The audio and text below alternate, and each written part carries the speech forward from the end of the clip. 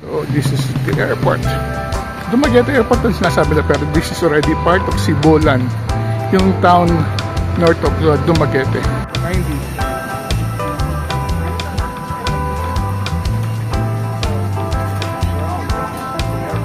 Good morning, Dumaguete.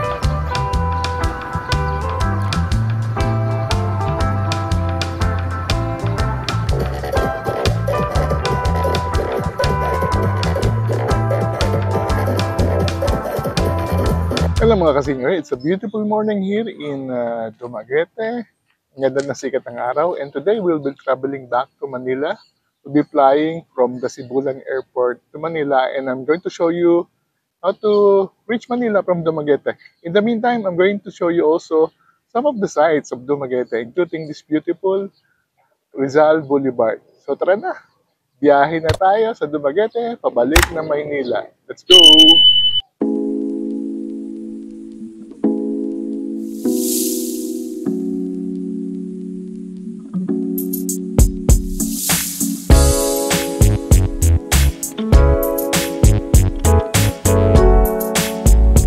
Morning Dumaguete, it's 5 o'clock. Subukan natin manood ng sunrise sa may Rizal Boulevard.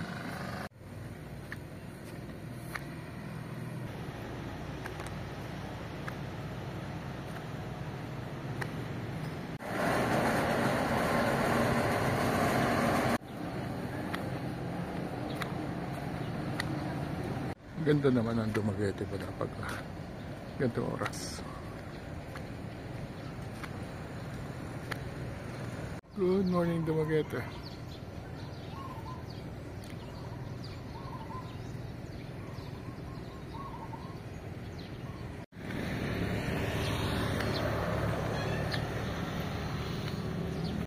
Maraming nagja-jogging pala pag ito oras. Walking, jogging.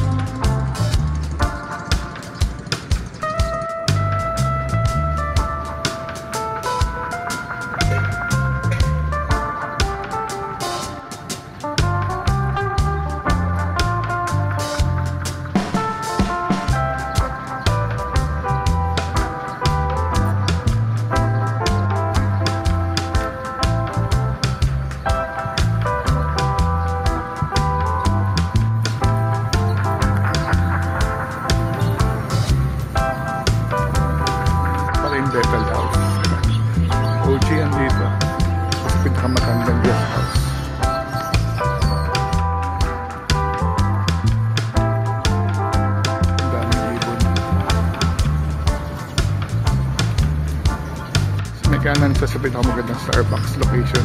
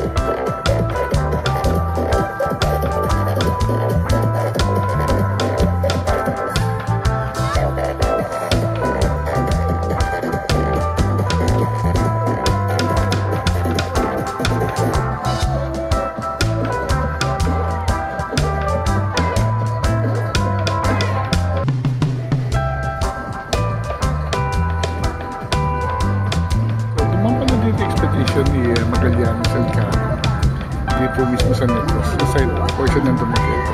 So extended pala dito yung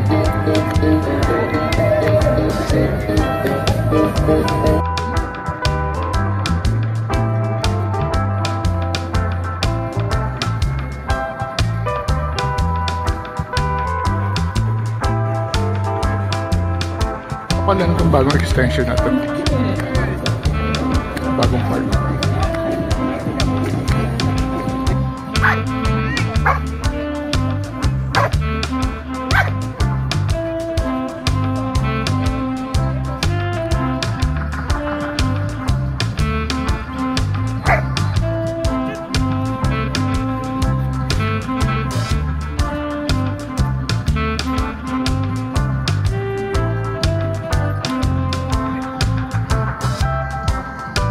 Ganda ng umaga dito sa Dumaguete.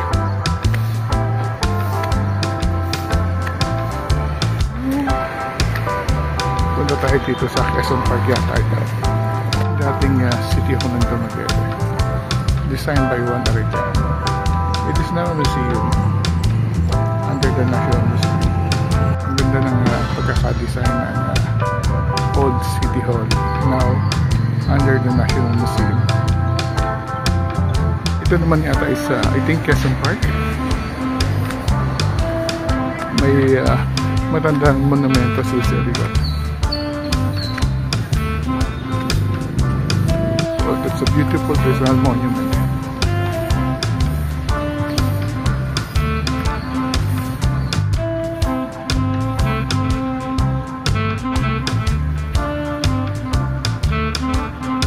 One of the original fire trucks.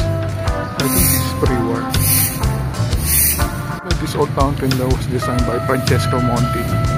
So, hindi pa naman nababalidate. So, tingnan natin talaga. Mga Francesco Monti nga yung design. Matatandang puno na rin dito. I think this balete siguro. Sa side nito maraming kalapate. Yan.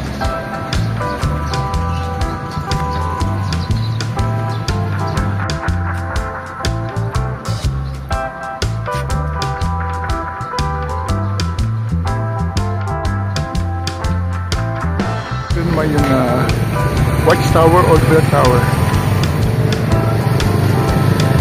Still, naayos pa siya.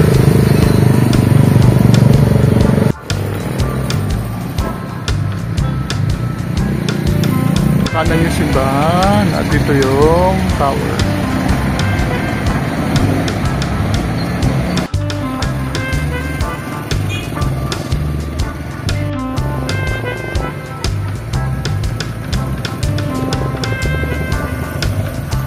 Ito naman yung simbahan ng St. Catherine of Alexandria.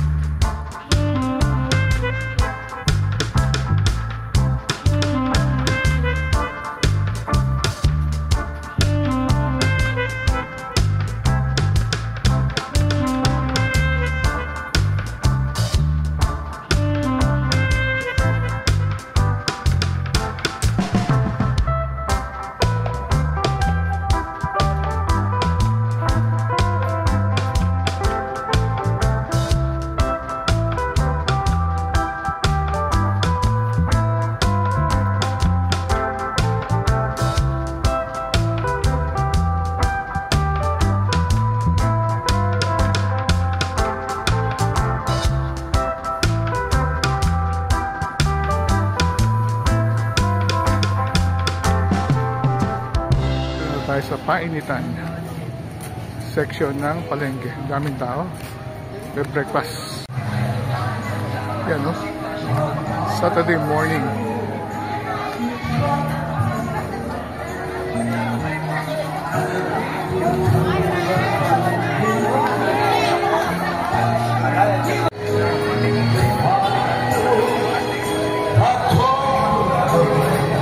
Tapos natin ng spaghetti.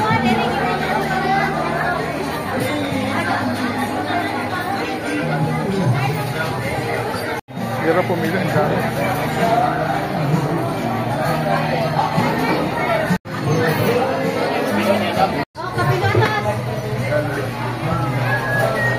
Ito pa ginagawa ko.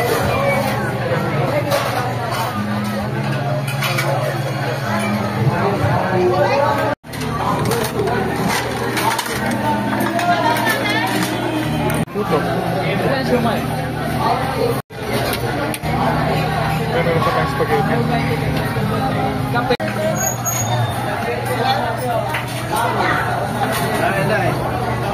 Wala bro, like cleanidor tayo. Cleanidor niya, King.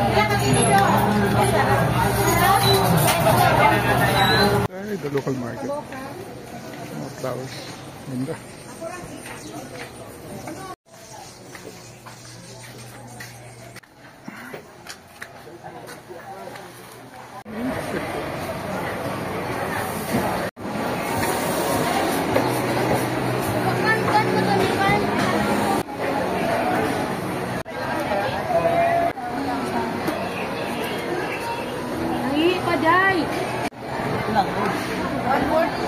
Chicken. Butanhay, 7 for 100. 50 na isa. Kasi ito yung so solved na ating breakfast dito sa Dumaguete Public Market. Sa may painitan at nakabili pa tayo ng butot. Ito 100. So pwede na. May pasalubong na tayo pa uwi. In the meantime, balik na tayo sa ating lodging house at magpahinga. And in a little while, uwi na tayo ng Manila. May mga lumang bahay pa rin dito. Some old houses. Marami pa rin. Lumang bahay pa rin niya sa kanan.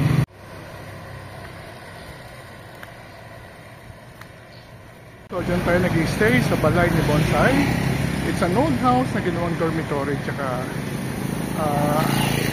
lodging house. Okay siya, malinis siya. At marami yata mga estudyante nag-stay dito. Dormitory, linis. So, nag-check out na tayo. Ngayon, papunta tayo ng airport. Siguro hanap na tayo ng mga kain. Tatakad lang tayo dito. Malapit lang naman yung tinutuloyan natin sa sakayan ng jeep. Mag-jeep lang tayo ng airport. Sibulan Airport. Tayo sasakay sa kali na yan sa main National Road. So kain muna tayo. King na lang tayo. Puno lahat ng Jollibee pati mga inasal. So yung mga inasal puno ng tao. Yung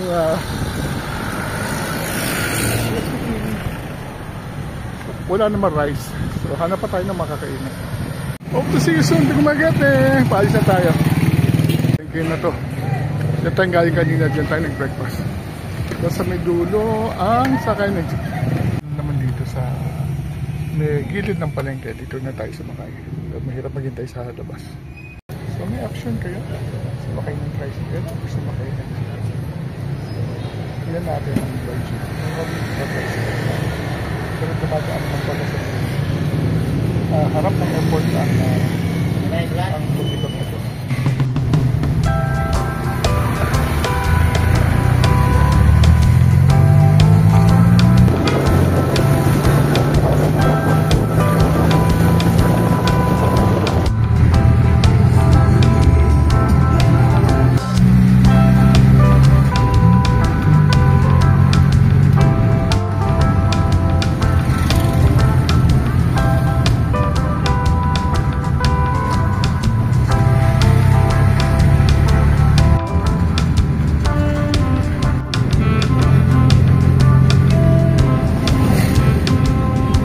Bumaba lang tayo dito. Meron naman signage. Dumaguete, Sibulan Airport. Dito lang yan sa may Shell. It's about 3 kilometers north of Dumaguete City. So pwede kayo mag-jeep, pwede kayo mag-tricycle. Hindi na kailangan mag-hire ng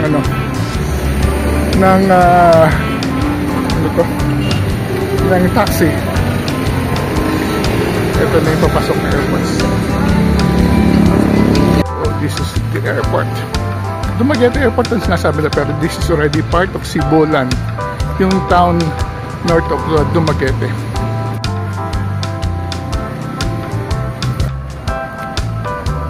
Dito lang tayo sa airport. Short walk lang naman. Doon tayo sa departure sa Mecano.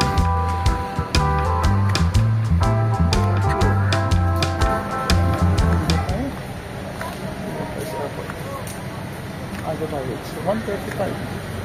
Mga 4 oras pa tayo maghihintay. So, welcome to Dumaguete Airport. Pabalik tayo ng Manila. So, andito na tayo. Nakapag-check-in naman tayo. So, yung pre-departure area. Dito lang tayo maghintay. Buti lang malamig. Meron pa tayong 4 na oras. Or less than 4 hours. So, ang bilis naman natin nakapasok dahil nakapag-check-in na tayo online at wala naman tayong hand-carry na bagay. So, wala naman tayong check-in na item. So, hintay-hintay lang natin ang flight natin. In the meantime, pahinga naman tayo. At siguro magsulat na lang tayo ng ating next article para sa Manila Times. In the meantime, hintayin natin ang ating boarding announcement.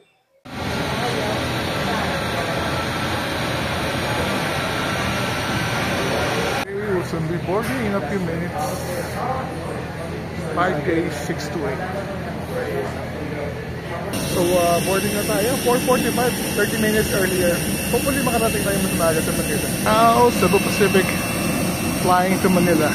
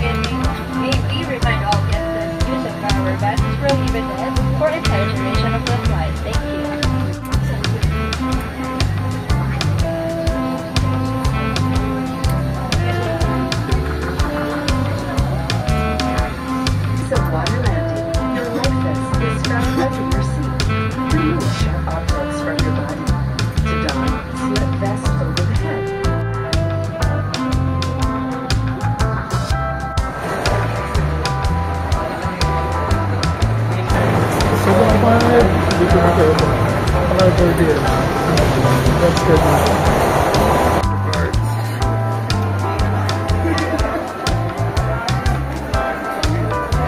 Wala naman tayong check-in baggage. Diretso na tayo lumabas.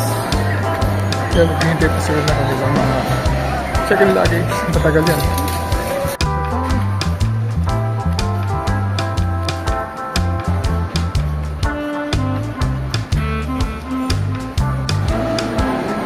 So, exit na tayo dito. May upuan na ngayon yung mga naghihintay sa loob.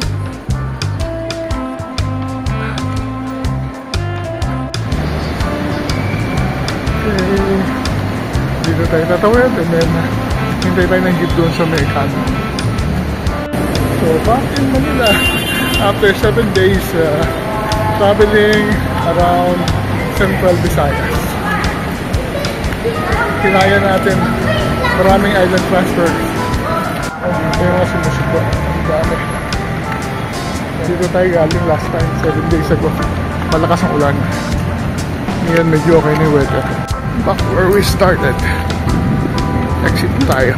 Papunta sa jeepney hintayan. Ito na yung mga jeep. Papunta na Baclaran.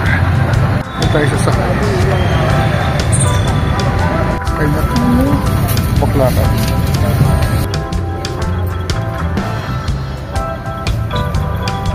natin for accomplishing 7 days adventure. Fisher Price, cheeseburger, at saka royal float. Ewan ko kung ano lasa nitong royal float. Hello mga kasenyor, after 7 days on the road traveling, finally nakauwi na rin tayo. Today we traveled from Dumaguete to Manila and now back home here in Cavite. So, maaga tayo nagising kanina actually because since that was our last day sa Dumaguete, we decided to wake up early so that mapanood natin ang napakasikat na sunrise sa Dumaguete, sa may Rizal Boulevard. So, bago pa sumikat ang araw na andun na tayo at pinapanood natin ang pagsabog ng liwanag. So, we were able to do some time-lapse videos. Also, pinanood natin yung mga tao sa Dumaguete. Talaga ini-enjoy na nila ang ganda ng boulevard. So, may mga nagja-jogging, may nagsasayaw, ano pa ba? May mga nagpa-practice ng mga kung ano-ano pa at saka marami pang iba. So, napakaganda ang Dumaguete pag umagang-umaga dahil punong-puno na siya ng tao. So, after that, dumaretso naman tayo sa iba pang attractions ng Dumaguete. Dinaan na natin yung lumang City Hall na ngayon isa ng branch ng National Museum. Pumunta tayo doon sa Quezon Park kung saan nakita natin yung monumento ni Rizal at ang iba pang attraction doon sa park na yun. And then pumunta tayo sa St. Catherine of Alexandria Cathedral. So, maganda ang ngayon ang cathedral walang masyadong tao pag maaga-umaga. Tsaka we were able to shoot around yung detalye na cathedral. And then finally, pinuntahan natin yung watchtower, ang sikat na watchtower ng Dumaguete. Katapos noon, pumunta na tayo sa palengke. Suki na tayo ng palengke dahil gusto nating mag-breakfast doon sa painitan. So, this time, kumain tayo ng puto maya at saka ng mainit na kape at saka ng spaghetti. At napakamura pa rin, 70 pesos lang. Pagkatapos noon, nagpahinga na tayo at by 12 o'clock, nag-check out na tayo sa ating tinutuloy ang Balay ni Bonsai na napakagandang dormitory house na napakamura lang at napakalinis. So, after noon, lumabas na tayo sa may main road. Kumain tayo ng lunch sa may Jollibee at sumakay tayo ng jeep papuntang airport. Yes, pwede kayo sumakay ng jeep papuntang airport. 15 pesos lang yung pamasahe dahil ang airport is about 3 kilometers north of Dumaguete. Pwede kayo mag-tricycle. Mura din. So, it's very convenient. So, we arrived very early. Actually, 1 o'clock yata, 1:30. Nandun na tayo sa airport. Ang flight natin is 5 o'clock. Nakapag-check-in na tayo sa online. So, dire-diretso na lang tayo. So, habang nasa pre-departure area, nagpamasahe tayo sa mga blind na masahista. In-update natin yung ating Facebook at in-edit natin yung ating mga photos. So, by 4:40, nagpasakay na sila at lumipad ng aeroplano ng mga 5:10, 5:15 at dumating na Manila na 6:45. So, mga 20 to 30 minutes advance sa schedule niya na 7:05. So, kudos to Cebu Pacific. Lagi na sila ngayon on time. So, pagkatapos noon, sumakay tayo ng jeep uli from Terminal 3 to Baclaran. Kumain ng dinner sa McDonald's at sumakay na ng jeep pauwi dito sa atin. So yun, ang ating adventure sa ngayong araw na to. Nakakapagod pero masaya. So salamat sa pagsubaybay ulit sa ating adventure. Travel while you can. Until our next vlog. See you soon!